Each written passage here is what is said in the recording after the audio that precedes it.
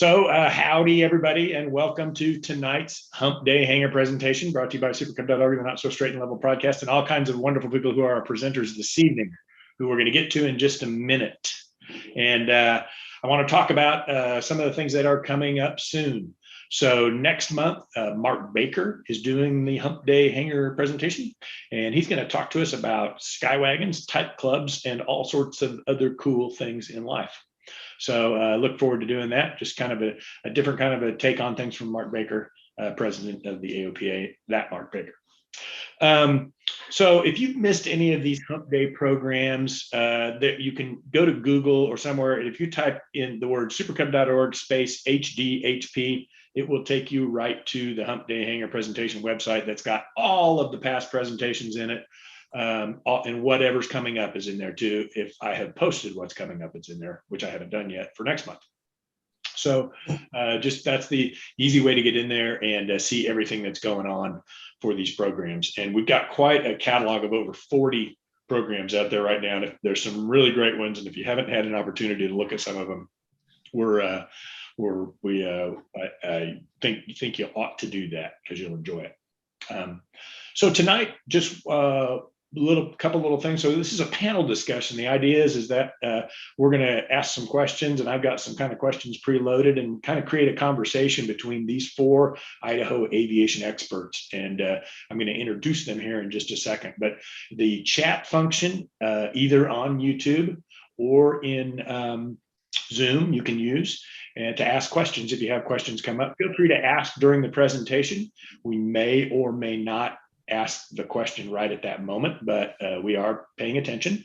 And please send your question to everyone if you're using Zoom. Don't send it to the individual panelists because they may not be monitoring the chat. But Laura and I are going to be monitoring the chat, and we'll be getting those questions answered for you as much as we can. So let's talk about the folks that are here this evening for the program. So in no particular order. Number one, we have Amy Hoover. So she's been flying commercially and instructing in the Idaho Backcountry for 30 years. She co-founded McCall Mountain Canyon Flying Seminars and owns the company Canyon Flying. She's the primary author of the best-selling book, Mountain Canyon and Backcountry Flying, and her day job is a university aviation professor. Welcome, Amy. And Dick Williams has been flying in Idaho since 1974, commercially since 1978. He's written a number of books. He's written Notes from the Cockpit and Stolen with the Super Cub, the most recent one, which I'm in about the middle of and is a great read. He's secondary author with Amy on the textbook, the Mountain Canyon and Backcountry Flying book.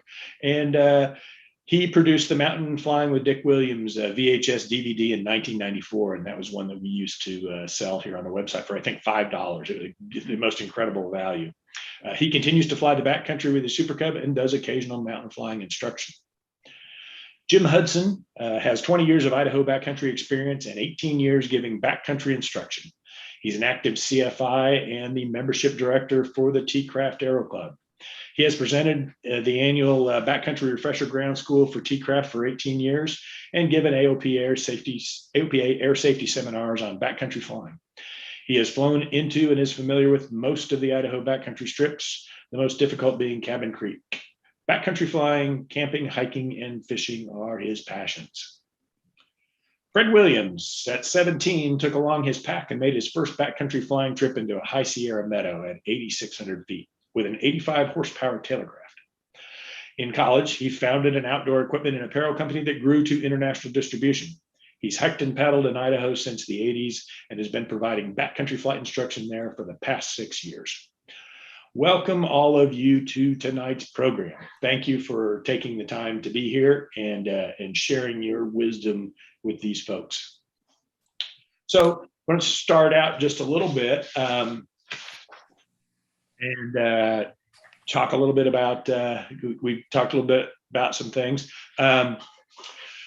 I wanted to ask you first, kind of thinking about what's your general thoughts about kind of the equipment and the skills and things that are necessary for flying in Idaho. If you got any thoughts about what anybody want to take that, just kind of talk a little bit about somebody thinking along the lines of somebody new that's not been out there before. One question that comes up, like I said, I'm in the T-Craft Flying Club, and we've got three 182s, three 172s, and a 152. And a 182, even with standard tires and standard, the engine can go into a lot of the strips, just fine. And you just got to be careful in some of the ones that are, narrow and short, but have to know what you're doing. But I know that's one question to come up as far as, just in general type of, you don't necessarily need a Super Cub to go in a lot of the strips. Some of them you surely do, but anyway, that was one thought I had. Anybody else want to address that a little bit? I'll address it a little bit from what I'm seeing here. I've been, for the last couple of weeks, actually, I've been training clients out here in the Idaho Backcountry. And one of the things that I'm always asking them to do is come here proficient just in basic flying skills, before you actually make your move out here. Spend some time in the airplane, maybe loaded as you will be in Idaho, do slow flight, work on coordination exercises, all of those kinds of things. Before you even get here, there's a big stimulus here. When you're in the mountains in an environment you're not normally used to, you basically want to have those basic skills kind of in the bag so that all of these other distractions don't get you off track. Yeah, I'll chime in. I think another thing that's important is to mentally prepare yourself with some standard operating procedures. Make some rules for yourself that you're going to follow.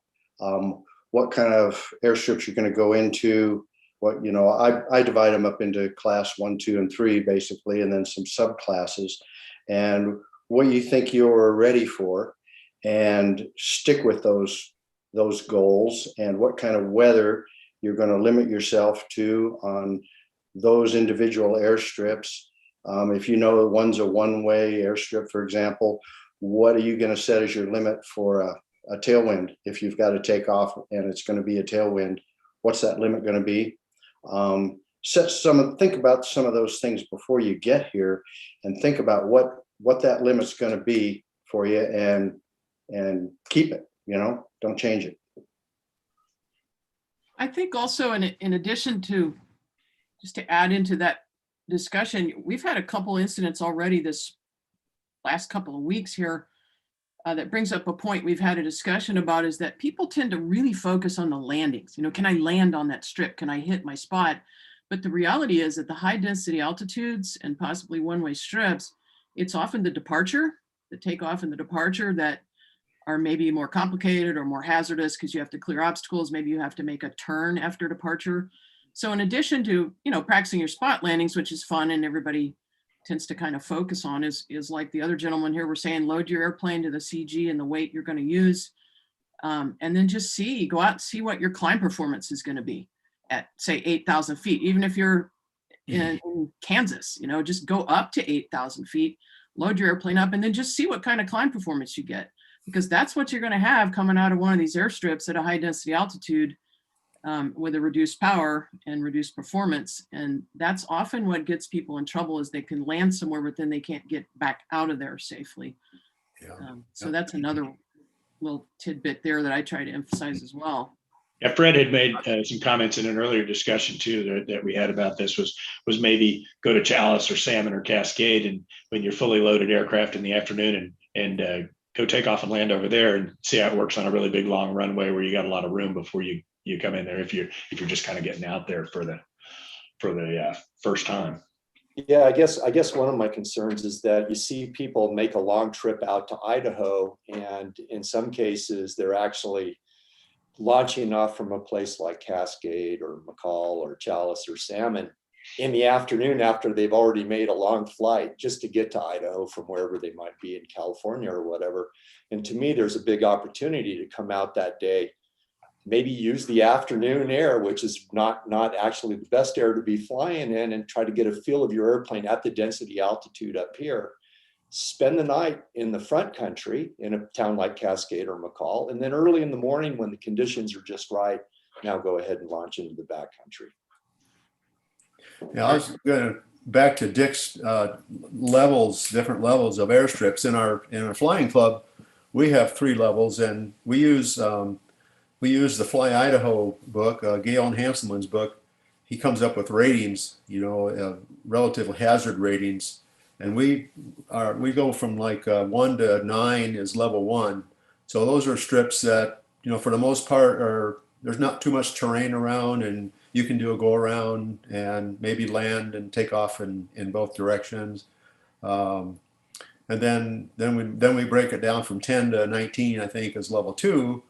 And in our club, you have to progress. You can't just jump into level 2 or level 3. You gotta start with level 1 and have so many hours, and then move up to level 2 and get so many landings in level 2, 1, or level 1, move up. So it's a progressive thing, and take it in baby steps, and just don't go fly into Johnson Creek or some place that looks relatively easy on YouTube or something, but people can get themselves in trouble.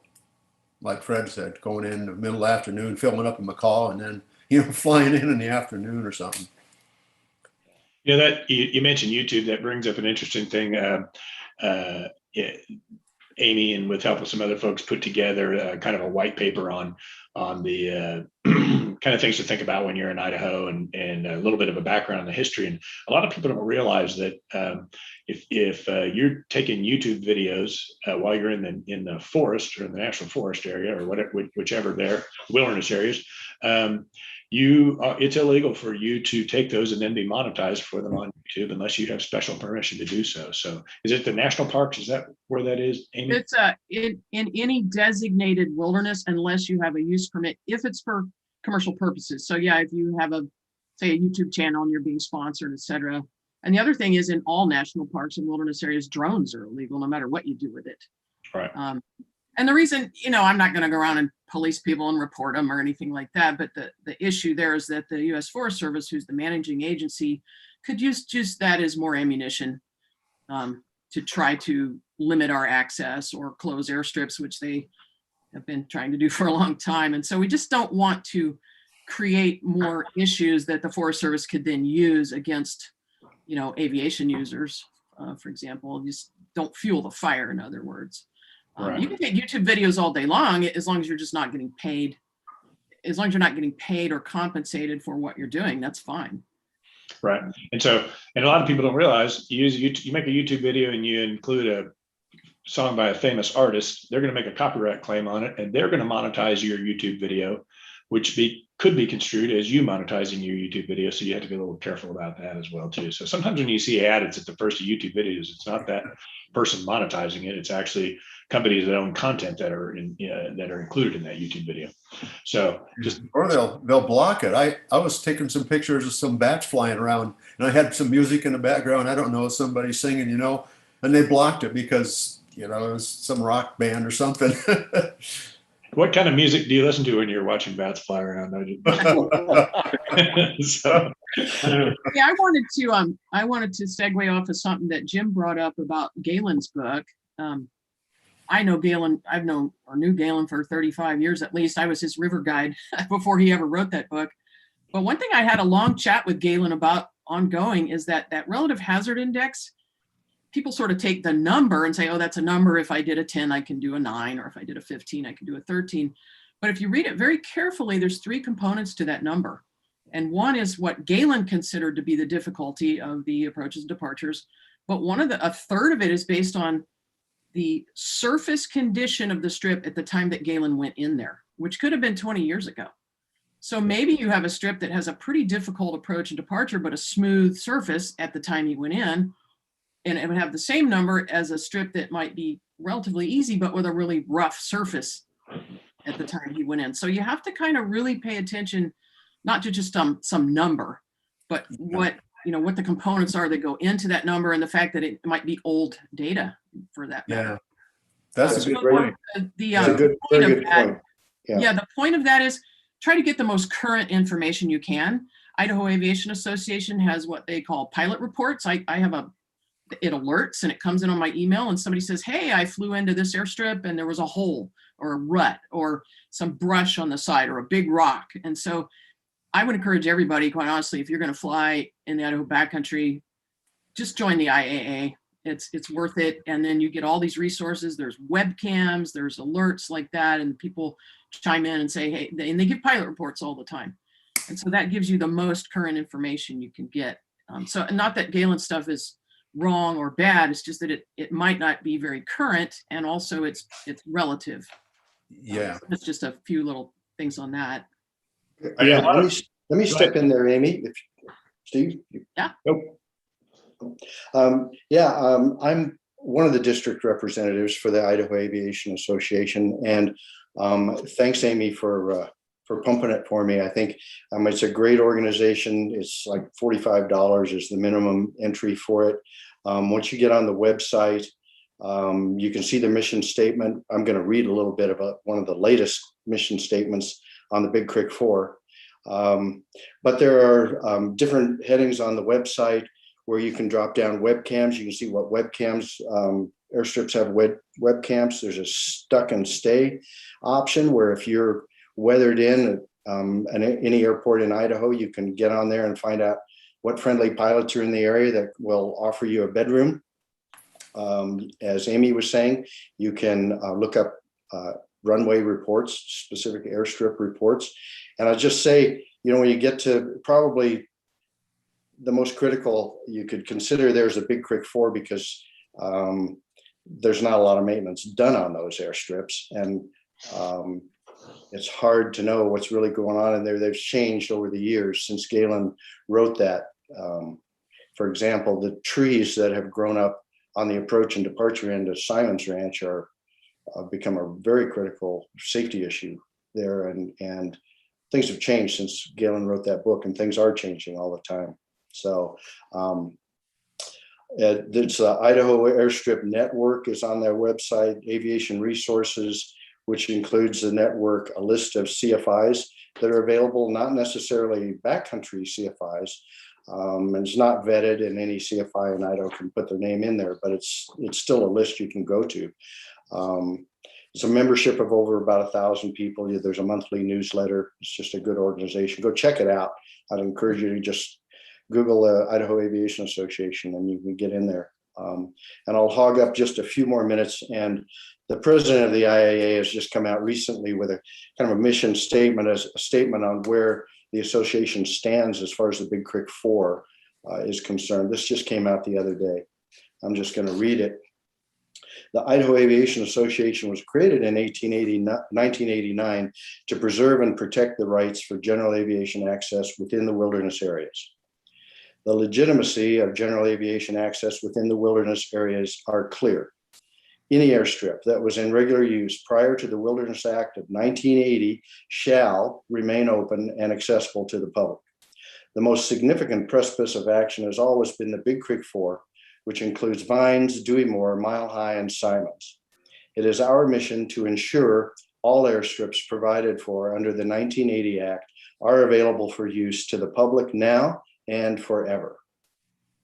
The wilderness is a fragile place and requires protection and vigilance as the demand for use increases dramatically. The IAA encourages all users of wilderness airstrips to be mindful that general aviation is not the only user group in the wilderness, and that the manner of how we use these locations is always visible and scrutinized. Freedom always comes with responsibility, and as pilots, we all carry the burden of being good stewards of these airstrips to guarantee claims against our freedoms remain baseless. Take time and savor the beauty of the wilderness and privileged access that these airstrips provide. As pilots, we are always frontline stewards of the past, present, and future. Go forth and utilize this incredible privilege, but always be cognizant and vigilant that others do not always view our access as appropriate and will look to find reasons to restrict our freedoms. Thanks. Very good. That's that in combination with the white paper, which we posted on supergov.org, and we can give some links to later. Just there's some real good guidance about how to operate out of those areas for sure. So, I'm going to lighten up a little bit different subject, just kind of question real quick about what do you guys carry? Generally speaking, what do you guys carry for survival stuff when you go out, when you're instructing with somebody or you're recommending people going out in the backcountry? What's generally your little kit when you're just going to just run out for a day that's sitting in the back of your airplane? I wear a vest. I mean, and I take it, anytime I'm going to backcountry, even on a cross country trip, I bring it, and I've got my little Garmin InReach Mini, and I've got a Spot, and I don't have a Spot. I've got a PLB, and I got the little mini guy, and a PLB I take, which is personal locator beacon. So that doesn't require a subscription, but it's on the same frequency as the ELTs. And I also carry a comm, so that's as far as communication goes. But I've got a little first aid kit and signaling devices, and you can look. Amy's in her book and Dick's book. They've got a great list back there of survival things. But the key point is whatever you're wearing is what's your survival, because you need to get out of the plane quick, maybe. I think, and I have the exact same things Jim does. Actually, I wear a vest. I've got that PLB. I've got my InReach. And I think Mike Vivian pointed out somewhere in something I saw in our book that if you have a pack in the back, that's great, but it's camping gear. Because if you have to jump out of a burning airplane or a sinking airplane, you got what's on your body. One of my friends who flies air taxi, he said it kind of might alarm the customers if he is wearing full survival gear. And so what he does is he wears cargo pants and just stuffs stuff in the cargo pants, or he wears a jacket and puts things in the pockets. So, even if you don't have the vest, you can still load up your clothing and wear the little InReach on your belt or something, anything like that. Those signaling devices are probably the most important, I think.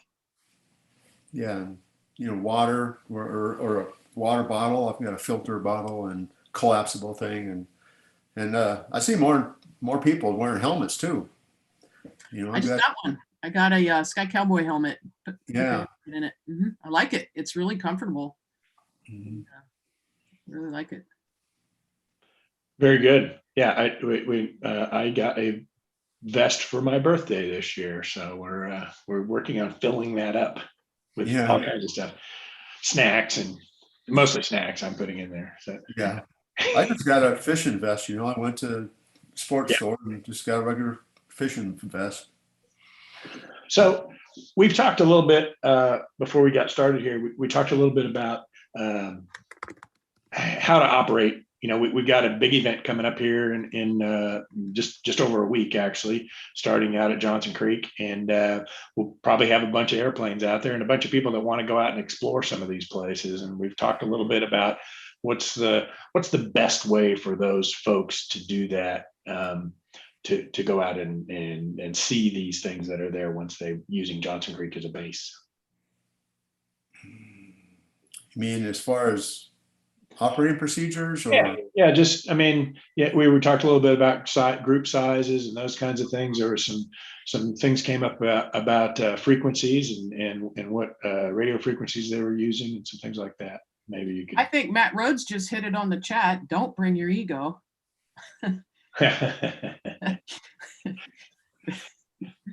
So partially too, what I was fishing at there a little bit is there's been some struggle with groups of 15 or 18 airplanes flying around together and using their own discrete frequency, because the 122.9 frequency, which everybody's supposed to use in the mountains, was too busy for them. So they wanted to talk amongst themselves. So they're going in and landing at airstrips and things like that without other people being aware of where they are at, and in fairly large groups. So is there a better way for them to kind of approach that sort of a thing? I have seen some. Oh, go ahead, Fred. I was going to say that, I can't really think of any of the places where I'm flying in the central Idaho backcountry where it's appropriate to be flying around in groups of 18. You know, it's just that too many airplanes in confined space, too much coordination, conversation going on. To me, it's a pretty dangerous way to approach any of the airstrips back here. And in fact, depending on where you are, I mean, certainly there's wilderness corridors that are more sensitive to other corridors. For example, if you had a group of 4 airplanes and you were flying from Cascade into someplace like Johnson Creek via the landmark route or whatever, that might be an appropriate way to go in a group. But the same group of 4 airplanes flying down the Middle Fork corridor may not be it's not appropriate from ethical concerns of actually operating in the wilderness at that point. But yeah, I have a hard time with groups of 15 or 10 or 8 airplanes in the sky in a confined place all at once. I would certainly agree with you on that. And I think flying in groups can be a lot of fun. And I've done it myself more in the old days than I do now, but not generally in wilderness areas. I go out with some experienced friends and go out in the Owahis in the winter when there's nobody else around, and where we're landing, there's not parking issues or that kind of thing. I don't like to go in like you talking about, Fred, the Middle Fork corridor, in an area like that with more than really one other person. There's just not room to park in those places, and things can get too confusing too quickly, especially in the summertime, in the heat of the battle, when there's a lot of people around there. On the periphery of the wilderness area, maybe a few more, maybe 4 is kind of my SOP in general. But yeah, those large groups, you can get into trouble in a hurry, and you're not flight instructing, and you're not getting flight instruction, you're just following someone else.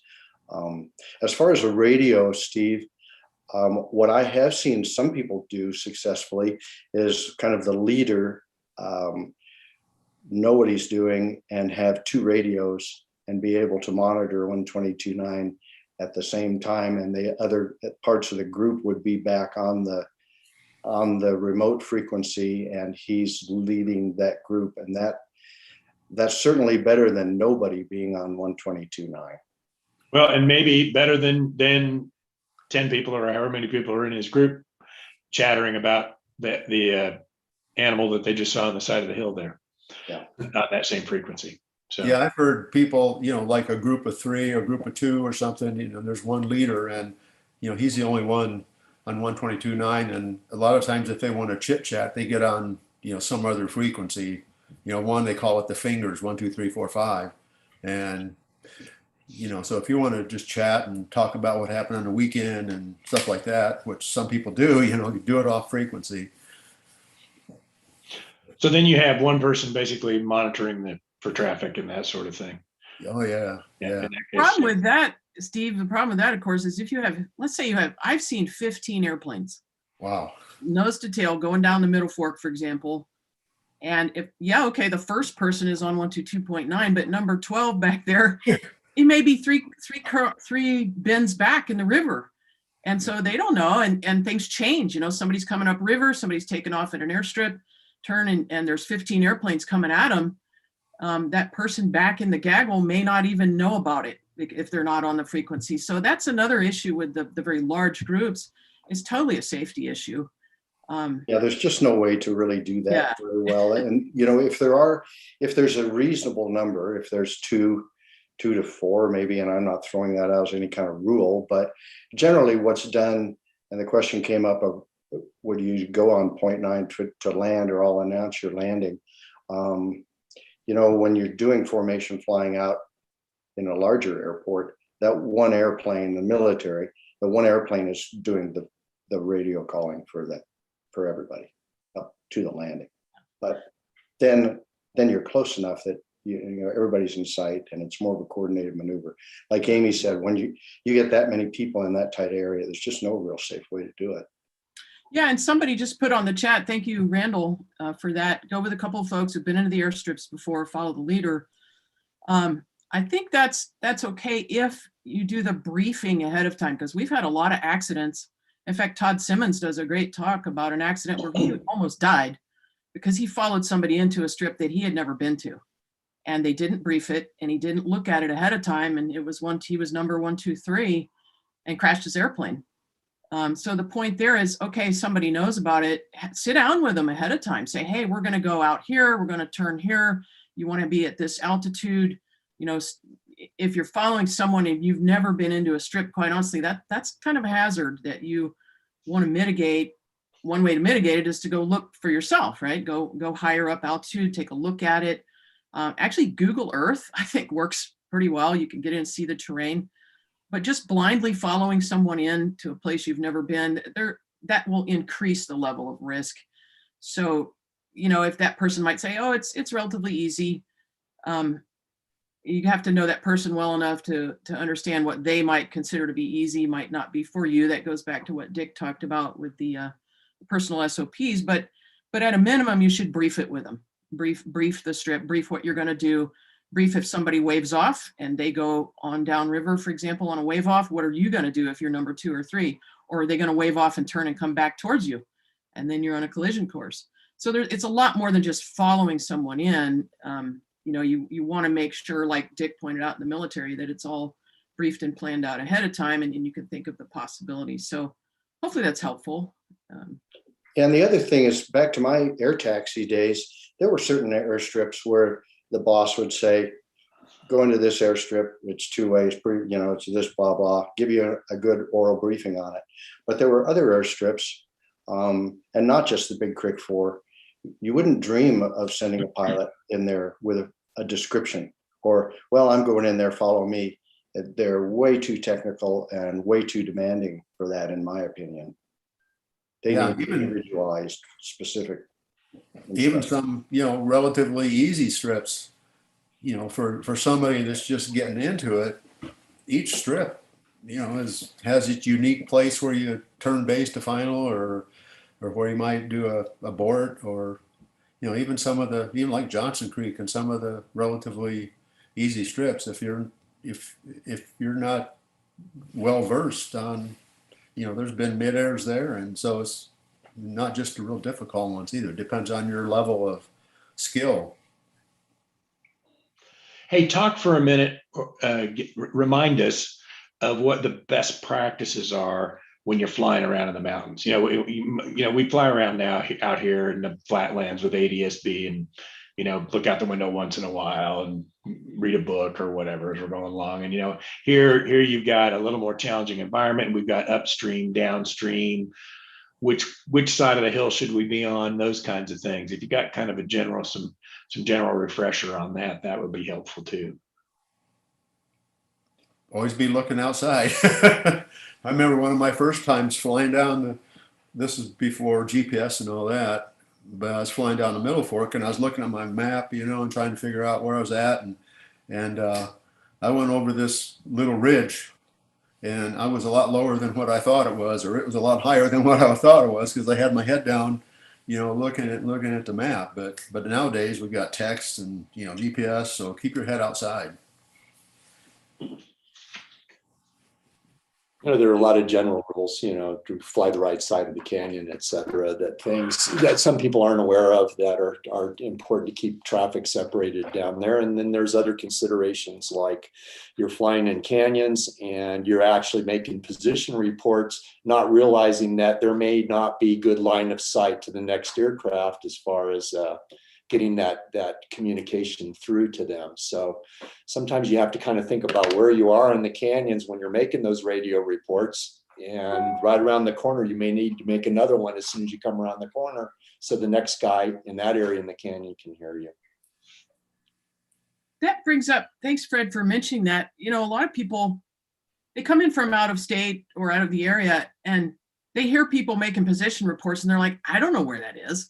You know, Calf Drop Ridge or Buckwheat Point. And the Idaho Aviation Association put out a map a few years ago that's excellent. If you don't have a copy, just get one. It's $10. And it's got it's got a flip side. It's got the named position reports. It's got little diamonds on it. And it's some of the most common position reports that you'll hear. And we encourage people to use those because people have been using them for a long time. Someplace like Warm Lake Summit or profile summit, so that they're pretty common and they're actually charted on that map. And so you can see where they are. Yep, Jim's got one right there. It also shows some of the air taxi routes. For example, when the river's low and the rafter, 15,000 people a year float the Middle Fork. And it's starting probably this year, maybe like late June, they're going to all be flying in, say, to Indian Creek, and there's going to be 100 operations in there. And so the IAA actually put the routes that the air taxis follow. There they are. Jim's got it. And so just be aware that there's a high traffic volume. There's a lot of airplanes coming and going. You need to be extra vigilant and learn the major reporting points so that you know where they are. And if you don't, just report relative to an airstrip. Everybody should know where an airstrip is. So if you say I'm 5 miles west of Johnson Creek, they should know where that, or at least where to start looking for you. Okay, and Andrew George, revisions are being worked on. Great.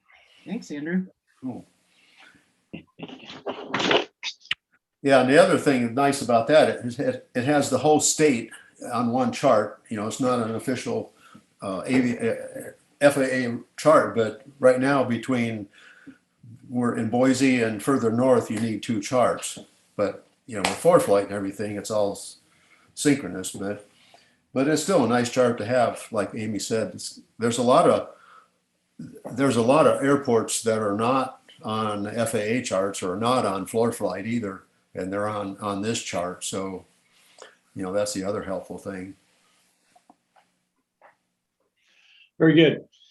So if you had one thing you would say to somebody who was flying into Idaho for the first time, what would you say to that person? If I come to you and I say I'm flying into Idaho for the first time, what one thing should I know? For the backcountry, I would say get in and out, get your flying done by 10 o'clock, and don't go anywhere with any wind.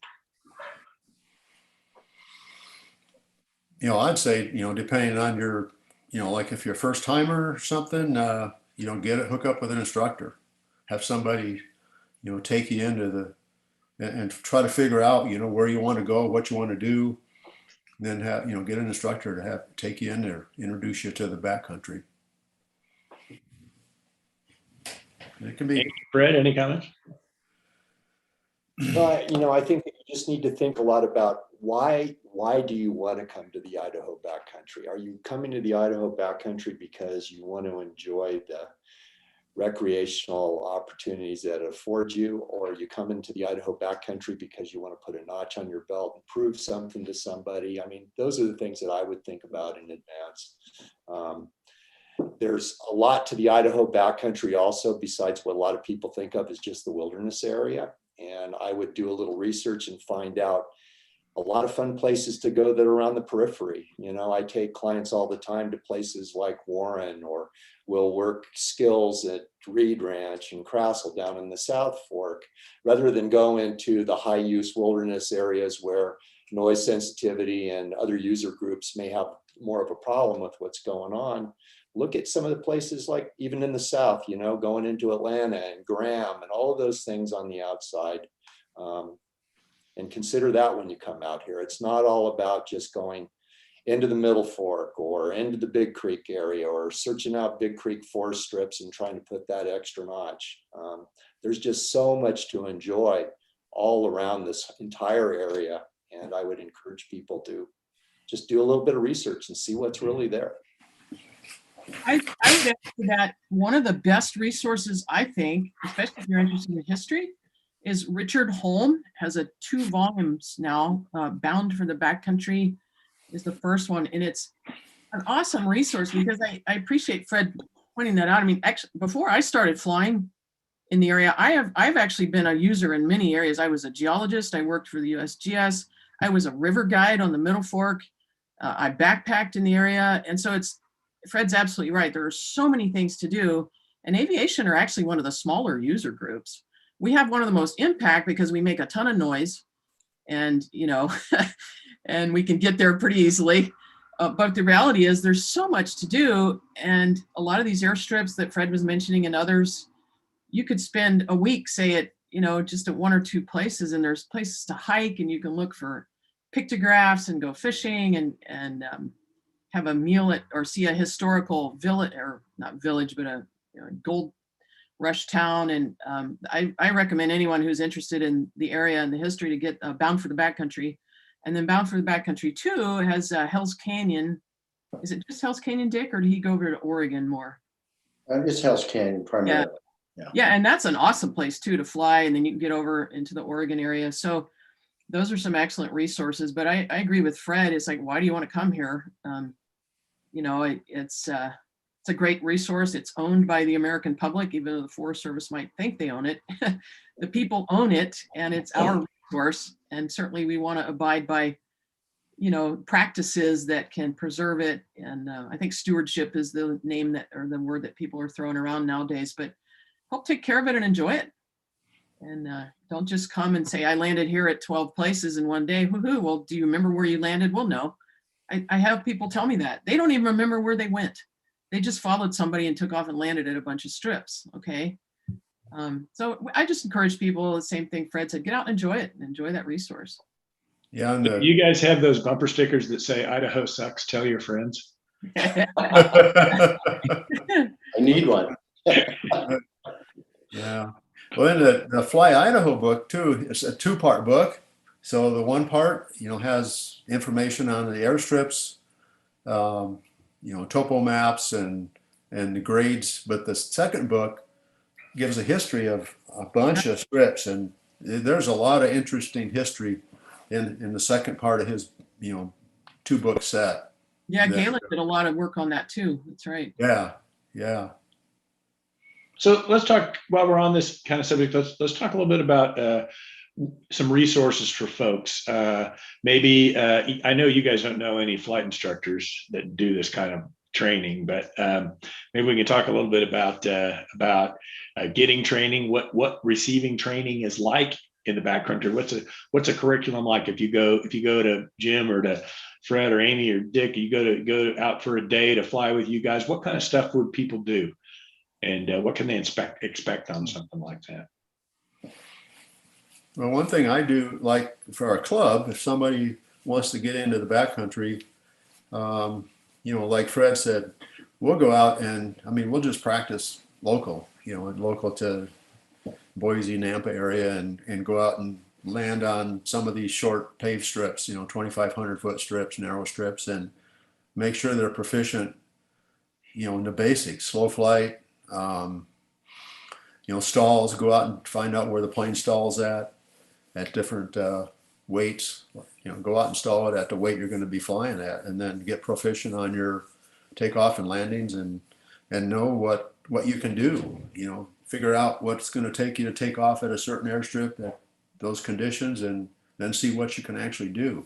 And then after you get, then go up and start hitting some of the smaller strips, and that's kind of how we do it. For someone starting out new. Yeah, if I'm flying with someone, actually we have a lot of conversation ahead of time. In fact, I was just on a Zoom call a couple days ago with a client that I'm going to be flying with next week. And I just want to know more about what their objectives are. Not only their objectives, but their experience. Maybe this person has a Super Cub, they've flown for 2,000 hours and they fly it way better than I do. And so maybe I'm going to spend more time with that person, just fine tuning some decision-making processes and local area things. Or maybe somebody will come to me who's a pretty low time pilot, still learning their airplane. And then I'll do a whole different scenario with them about, so it really does. I try to tailor the instruction to the individual and what their objectives are, and my objectives, of course, to help them be safe. I always tell people, if you fly with me for 3 or more days, my objective is that when we're done, you don't need me anymore, right? I'm not saying go to that rock, go to that tree. I'm helping people build skills and even more importantly, build the ability to make good decisions. Should I go out in this kind of wind? What about the, what's the density, altitude, and how's it going to impact me? And by the way, Tom Donnelly, are you still on? There you are, Tom. Hi. You asked that question. That's totally related. The answer is 2% per 1,000 feet. Density, altitude. Okay. But the point being, yeah, maybe you can take that airplane and come in and out of a strip at the density altitude where you're from, say Seattle, but let's go out at a higher altitude and then play around with it. Maybe I can help you with your takeoff technique, et cetera. So the direct answer to that question is it really does depend. The first thing I do with a client, quite honestly, is I sit on my hands, keep my mouth shut, and I tell them to go take off and land. And I can learn a whole lot just by watching them. And then we kind of launch from there. So it varies. There's a lot of good resources out there. Dick and I covered a lot of the things that, like Jim was talking about in our book in chapters 1 and chapter 5, actually, about some exercises and things you can do. So yeah. Dick, Fred, do you want to weigh in on that at all? Yeah, no, I approach it much the same way that Amy does. I spend a lot of time talking to them before we ever get in the air, and I do the exact same thing that she does. Particularly if I'm in their airplane, I should explain how my business works. So probably 2/3 of the flying that I do is done in my airplane, which is a Kit Fox, and then about 1/3 of it is done in client aircraft. And if it's a client aircraft and they're coming to me, the first thing that I'll do is kind of the same thing Amy's talking about. Let's go around the pattern once. I just observe. And, you learn so much. And I'll give you an example of the kind of things you may learn. Someone that comes up to the mountains that's thinks that they're fairly well prepared to fly their airplane up here. And it'll be really common for us to get to the end of the runway, take off on a 6,000 foot density altitude day, and I never even see the mixture come out. Yeah. So, I mean, that gives it a starting point, right? So now all of a sudden we have things to work on immediately. And so much of that work can be done out here in the front country. I'm operating out of Cascade, and we've got Donnelly as a great little airport resource to use working skills for as far as landings and departures, Garden Valley, all those kinds of places. And so I'll just match the instruction to what I see the needs and desires are of that individual student. It's all over the map. Yeah, I'd like to talk about the future a little bit. And I know this doesn't really pertain to what you're talking about, Steve, for people coming in the next 2-3 months. But the AOPA Safety Institute is run by a gentleman named Richard McSpadden. And a lot of us in this core group have been working with him the last 9 months or so. And I think his vision is to put together a central location where people who are interested in going to backcountry flying locations can go to their, if it's Arkansas or it's Montana or Utah, can go to a central website, find instructors for that area, find airstrips for that area, learn about basic techniques and things that a pilot can practice before he ever actually goes into this backcountry area. And I'll tell you, 90% of it can be learned. The techniques that we want you to know, they can be learned out there on paved strips. They can be learned anywhere in the country. You can practice a lot of this stuff every time you fly. And I think McSpadden has a great vision here, and a lot of us are helping him put this together. And the whole goal of that is to improve safety in backcountry flying operations. So hopefully we'll have more for you all in the future. Hopefully by next flying season. We're kind of excited about it. And if you haven't seen, there was an AOPA webinar maybe it's a month ago now, but it was a little while ago, a few weeks ago, that a bunch of us were on, where that kind of gave an introduction to all this. And I think it's good stuff because, at the end of the day, nobody wants to tear up their airplane, and nobody wants to get hurt, even though sometimes our behavior doesn't seem like that's the case. So I think that's a really great initiative by them. So got a question here from, and Jim answered it. So what was asking, what about wheel pants on an airplane like a C-182? Can you go out and do can you bring your wheel panted 182 out and fly around in the Idaho backcountry? Well, we recommend not to. I mean, yeah, you can, but so some of the strips, maybe with long grass or weeds, you get some grass and weeds hung up in there, and you can't really inspect the brakes or the tires very well. So, yeah, People crash. A rock in there too. So, yeah, I've seen wrecked airplanes because a rock or a stick or something got caught in the wheel pant and then jammed into the wheel. Yeah. Yeah. There's one a little quote in our book that I put up there is just protect your gear, take your pants off. Yeah. I like it. Yeah, just to change subject a little, maybe Dick, Windy Inn, do you see the comment about IAA? Maybe you could talk about that a little bit. Yeah, I just saw that. I think the IAA is doing all kinds of things to promote safety. I think it's one of their main core objectives, really. And yeah, you need to give them some money to keep them running. It's a nonprofit organization and lots of volunteer work.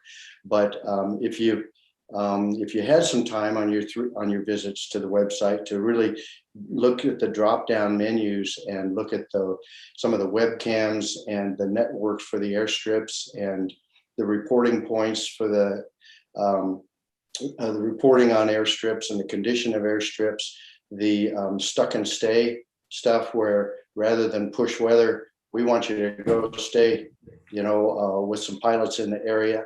All kinds of safety stuff, I think that they're trying to promote in their own way. And I hope you give it another try. I guess they are doing the 3 free uses to promote people to getting into the organization.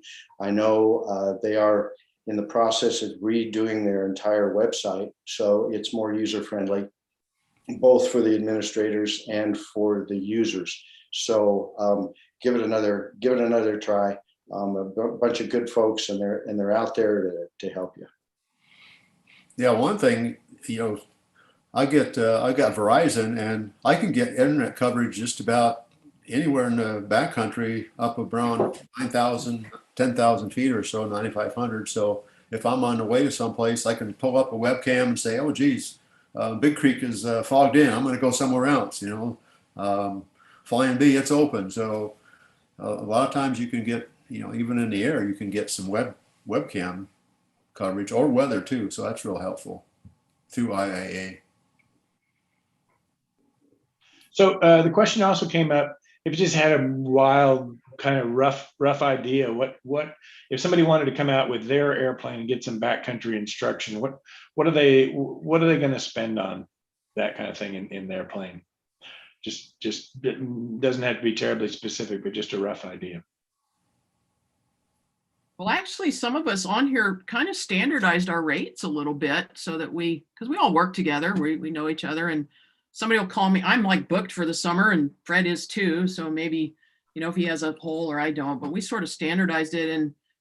And Dick, I know you were kind of in on some of that. It's what we have is kind of a sliding scale, because quite honestly, to spend one day with somebody is harder. It's a lot harder. I meet my clients the day before, and we do a lot of stuff that I don't even charge them for, when you get ready for the next day and brief and look at the airplane. And then you spend one day, it's a certain price. You spend 2 days, 3 days, 4 days, the price goes down per day. I think most people, and this is a general idea, because I quite honestly don't even remember the numbers we came up with because it was a little while ago, but most people you'll find anywhere from 500 to 800, sometimes even $1,000 a day, depending on who it is and what they're doing and how many days. And when I say day, I mean, with my clients, and I think Fred does the same, we meet at 6 a.m. and I'm with them till 2 or 3 p.m. at least. And so it's a full day. It's like 8 to 10 hour day. So it's, it's when we say per day, we're talking a full day there. So it Yours really are longer than mine, Amy. I'm generally out at 7 a.m. and we're usually done somewhere after 1 to 2 o'clock. Okay, So it's yeah. a 6-hour day typically. It kind of depends on, and some of my clients say they want to just go fishing and they're tired by the end of it. Some of them want to do ground school. And so I really do try to tailor it to the person. But the reality is, as a CFI, you're probably not making as much as you would, just by the hour. You're charging by the hour, but that's okay. I mean, I like to work with people for 2, 3, 4 days, because we get to know each other. I get to know them. I get to know their airplane, and we can tailor it more to them. So I don't know if that directly answers the question. I don't think there's a set number, but that's kind of a ballpark that you'll find with people. One of the bigger concerns might actually be not waiting until the last minute to try to actually schedule with somebody.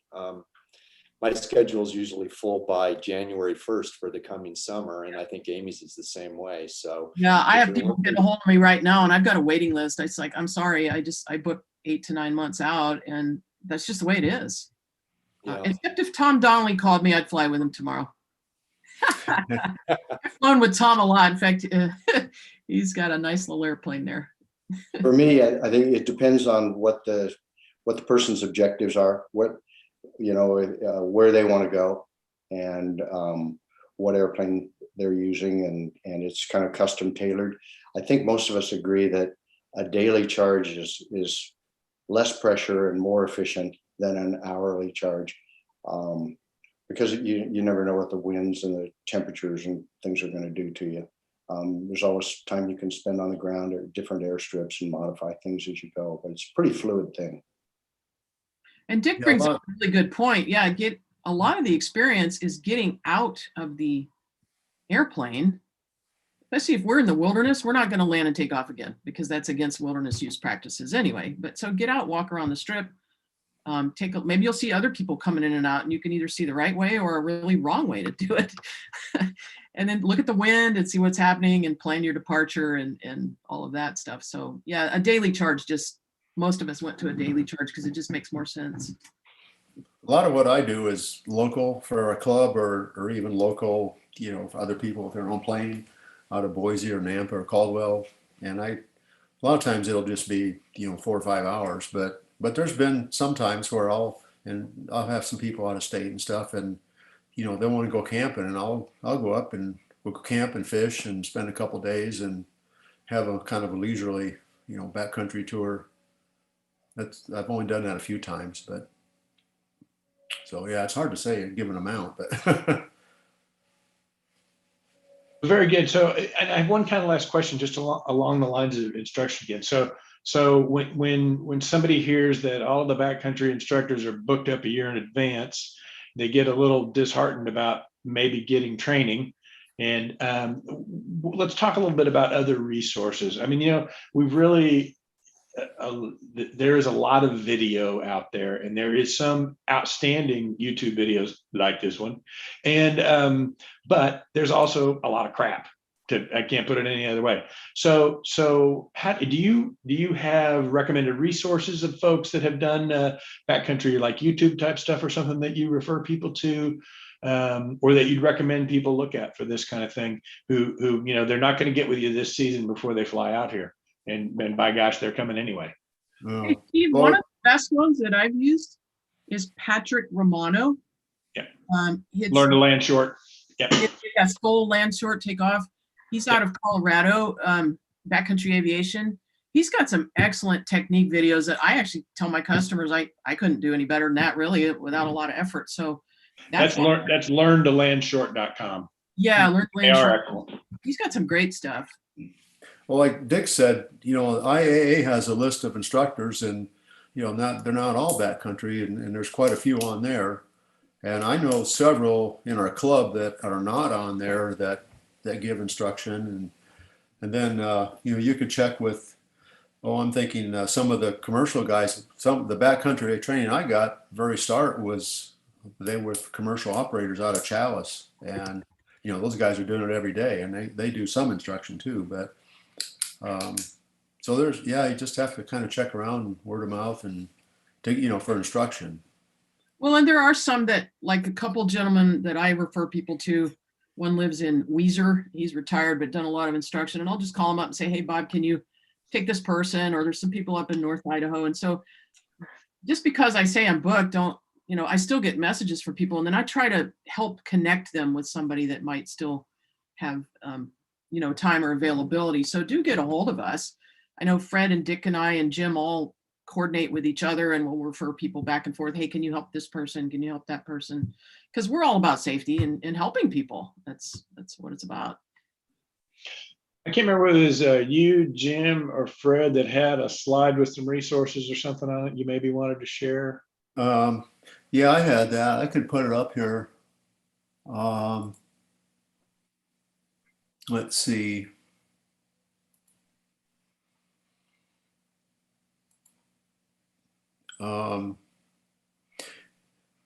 these are just some general resources as far as, we talked about the Idaho Aviation Association and Idaho, the Department of Aeronautics. They have airport facility guide.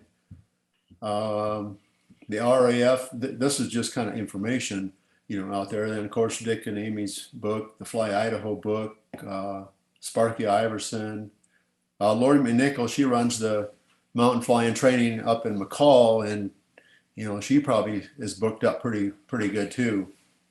And then AOPA AOPA, they've got a really good website now on all kinds of good stuff on mountain flying. So those are, kind of resources of where to learn. So here's the little app is the Idaho Airports app that you can download, I think on any kind of a device, Apple or whatever. So. And Hey, Jim, just hang on a second. Am I the only one getting the weird audio? I don't know. I can't hear Dick. Dick is. Can you hear me? Am I there now? Yeah. Can you hear me? Yeah. Everything sounds good here, Steve. I didn't mute myself, but I'm supposedly unmuted. Can you hear me? Oh, Guess I was unmuted. Sorry about that. I see what's going on here. Hang on. Then There we go. the state and these are standard operating procedure books for the state-owned strips, some of the state-owned strips, and you can get those either from the state webpage or Idaho Aviation, and they go into quite a bit of detail on how you approach, how you depart, unique traffic patterns, go-around patterns, things like that. So that's just a few of the resources as far as getting information. Now I don't know how to stop. Here we go. Stop sharing. Great. Well, that's excellent. Let's see. Don't see any more questions. Do you guys have anything else you would like to leave us with before we wrap this thing up this evening? I'm sure I've greatly appreciated all of your time. Well, we had our flying club had a Zoom meeting here, and we had a pretty good discussion at the end, and questions come up, when maybe you're in a situation and you're not quite sure what you should do, whether you should take off, maybe whether you should go or not. And the president of our club, he's a retired Air Force pilot, and he flies for Southwest, and he always is telling us about the conservative response rule. And so if there's any doubt, like weather, maybe your health or whatever, there is no doubt, just don't do it. So that's his words of wisdom that I'd like to share. Steve, you made the joke earlier, which is kind of like Idaho, Montana, Oregon, Washington. We all say, hey, it sucks here, don't come. Yep. But the reality is it's a great place. And I've been living in the Northwest for most of my life, and mostly in, Idaho, Washington. And there's some awesome places here, and most people love to share it. It's just they don't want people to just come in and abuse the resource. So do plan, if you're going to come all the way out from the East Coast or the Midwest, stay a while. Stay a while, enjoy the area, be safe. And most people you'll find are super friendly and want to help. So stop in at the air taxi, like if you're going through Chalice or Salmon or place, and just ask. It doesn't have to be a flight instructor. There's a lot of people that operate in the area, and they might say, hey, that's really a dumb idea to go in there at noon with the wind blowing. When I was running the McCall Mountain Canyon Flying seminars, we had a lady that was helping us, and she would steal people's airplane keys. She would just take them. Like, no, you're not flying at 2 p.m. Sorry, you're not going into Johnson Craig. She would just take their keys. And she probably saved some people from having a bad day or worse. And, that's something you're going to get from the people that have been around a while. They're just going to say, like Dick mentioned, just don't do it. If it's 2 PM, the wind's blowing and it's hot, just like Fred said, give it up, spend the night in town or wait till it cools off and you'll have a much better experience. So that's the biggest takeaway, I think, for people is enjoy the area, just relax. It's a great place. And just, if you have, like Jim said, any doubts, just wait till it cools off and the wind stops and maybe you're in a better mood. You're not rushed. Yeah, Very I good. agree with those statements wholeheartedly. And I loved what Fred said a little earlier, that we have so many airstrips and places in the outlying areas. I like them just as well as the wilderness areas. And they're just fantastic little spots to go to. It's a great state with great scenery and great airstrips everywhere. Fred, you got a parting I shot? would just echo those same things. I mean, those are the sentiments. I've been coming here and flying every summer for the last 6 years. I'm the newbie in the crowd here, but I've been in this state recreating since the early 80s, kayaking and river rafting and climbing and hiking and doing all those things. It's a wonderful place to come. I just think understand and create your own personal minimums. Come out here with a humble attitude and enjoy what we've got to offer, because to me, it's the greatest experience in aviation. Great. Thank you, Oliver Ranch. We did have one last question, and you'd be real quick. What's the best time of year to be out there? September. Winter on skis. We're fishing September. It is cooler in the days are shorter, but it's cooler in the fall, but there also can be smoke. Yeah, that's true. So, and July is probably great, best weather, but then you're going to have more people to share it with, more aviation people and other users. So it just kind of depends on what your objective is. If you want to come out and just do some mountain flying, stay at one of the backcountry lodges or go camping, anytime that about late May to late September is fine. Very good. There can be some very good flying in March and April also in the right places. You might have some bad days in there and some windy days, but when you find a good flying day, and they're not all that rare, it's awesome. Yeah, even in October and sometimes November. Yeah. Hey, thank all of you so much. We really appreciate you taking the time this evening. I know a couple of you have struggled with scheduling and you're in different parts of the world and things like that. And thanks for coming out and sharing with us all this evening. I want to thank all 4 of you, and I want to thank everybody that attends these both live and later. We appreciate you following along and hope we're doing something that's valuable to you. So thanks everybody in the audience for being here as well and for your questions. So next month on the schedule is Mark Baker. So we will look forward to seeing you then. If you're flying to Idaho and here in this next week or anytime this summer, be sure to be safe and have a great time. Thanks everybody. Good night. Bye. Thank you, Steve. Thanks, Steve.